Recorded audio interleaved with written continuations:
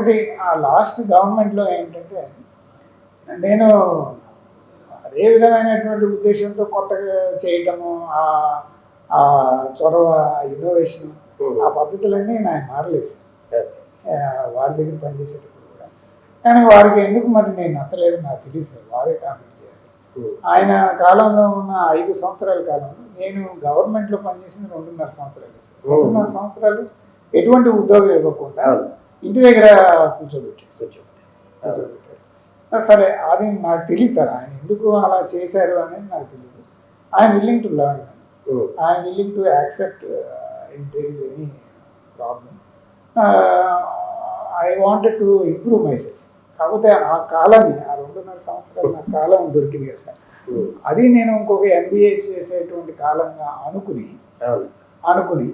నేనేం చేశానంటే మన రాష్ట్రంలో ఇప్పుడు ప్రధాన సమస్యలు ఉన్నాయి, వాటిని ఏ విధంగా సార్ట్అవుట్ చేయాలి అనే దానిపై నేను రీసెర్చ్ చేశాను.